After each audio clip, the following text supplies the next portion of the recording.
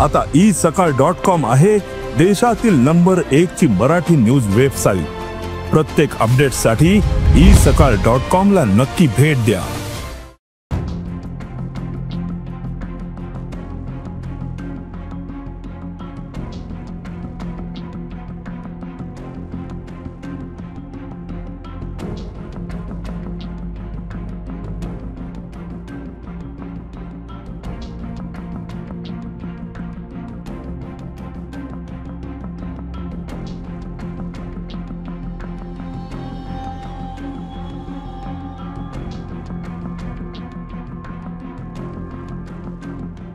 Solapur fabrics म्हणून चादरीचं दुकान आहे समोर।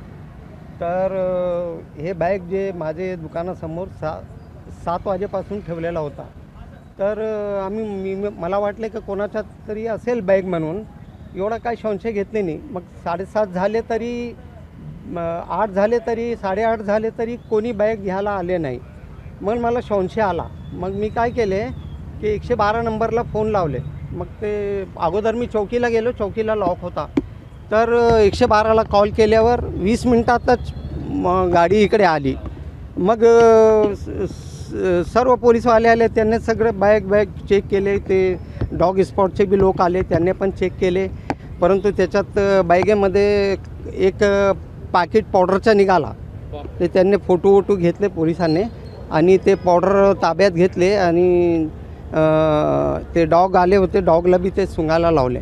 आणि बाकी दुसरे त्याच्यात आधार कार्ड हे ते कपडे बिपडे होते आणि अजून काहीतरी वस्तू ती मी लांबून बघत होतो। तर संशय आल्यामुळे मी 112 नंबरला कॉल केले।